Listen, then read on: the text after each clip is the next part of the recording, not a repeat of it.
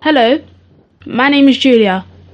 We're in the London Borough of Haringey today, at the Coombes Croft Library. The occasion is a spelling bee, organised by the Tottenham-based charity Embrace UK. The spelling bee has been run by the group for over a year now. It is a competition where contestants' spelling skills are put to the test. They are asked to spell a wide variety of words with different degrees of difficulty. Participants are awarded prizes or certificates at the end of the contest. The spelling bee concept, as it is today, most likely originated from the USA early in the last century. The first recorded winner of a spelling bee was an 11-year-old named Frank Newhouser. He won Washington DC's first national spelling bee in 1925. Today's spelling bee was well attended, with loads of kids and their parents. Embrace UK's Youth Development Officer, Christine Charles Johnson, was obviously going to need some assistance to manage the event.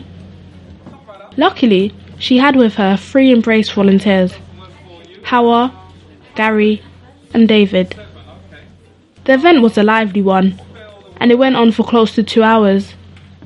The enthusiasm demonstrated by the young contestants had to be witnessed to be believed. In return for flexing such enormous amounts of grey matter, the brave and bright contestants were awarded certificates at the end.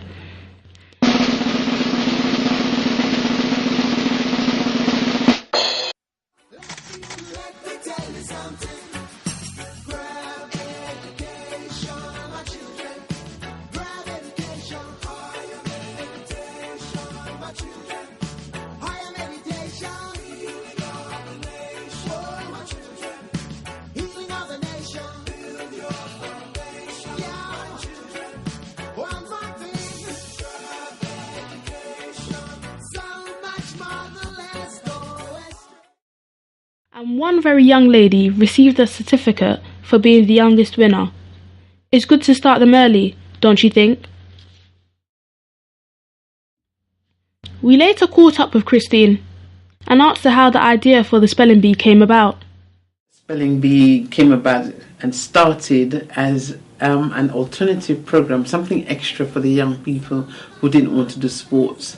It was an idea of from one of our colleagues when we were planning the half-term program in 2013. We thought we'll do something that could be fun, can be educational, something that can be flexible and a little bit of competition as well.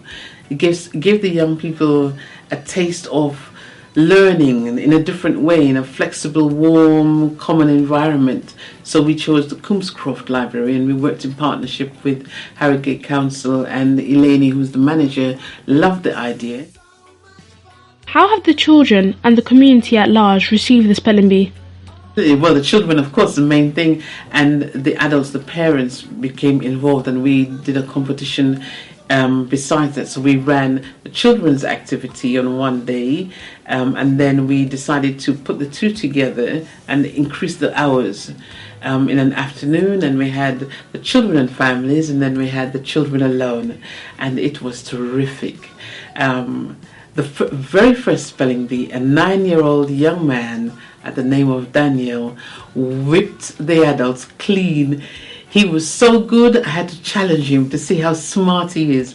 And he won the trophy. He was absolutely terrific. He was brilliant. And this is learning and support, and the parents are done with them. And his brother and his sister was also very good, but of course he won. He took the prize. It was a glorifying day to see the spelling bee could be such a wonderful thing within our community, and England should invest in it a little bit more. So we're going to be investing in it, yes. Christine also believes that the event helps with adult literacy in English, especially in a community with people from diverse backgrounds and whose first language is not English. We're taking it to different heights every time, very slowly, because it's about breaking or breaching the language barrier, taking time to be flexible, taking time to prevent people from feeling isolated. It's about inviting everybody in. The way the competition is done, it's done with improvisation and a level of flexibility that anyone, any age, any ability can join in and get something from it. And it's about bringing everybody together to see that, English, spelling, whatever language can be achieved. Education is a wonderful thing. In October, which is celebrated as Black History Month, Embrace UK found a way to weave Black history into the fabric of the Spelling Bee. We have topics such as Black History Month, showing of a film on Walter Tull that was delivered as part of the Spelling Bee Black History Month, and people saw clips and slides from his history. And he's a man of football. He played for Tottenham Hotspurs, and the slide showed his career and his life. And we took words from that slideshow and asked the group of parents, and there was a variety of people in that audience. Some people were from Spain and Italy, from Africa, from England, from the Asian and Turkish and Greek community, and it varied, and the children were of mixed nationalities. It was fantastic. So it will help. It did help, and it is going to help you even more if you're positive about what you want. Just join in and have fun. It's terrific. You can develop a spelling bee in your own home. Children were asking the adults the question. They were translating and interpreting as well. It was fantastic to see.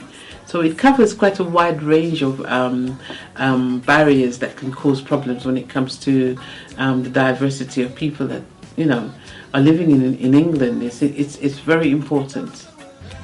Finally, covering the event has been a positive learning experience for us. Hats off to Embrace UK and Haringey Council for organising these events. This is one example other London boroughs would do well to follow.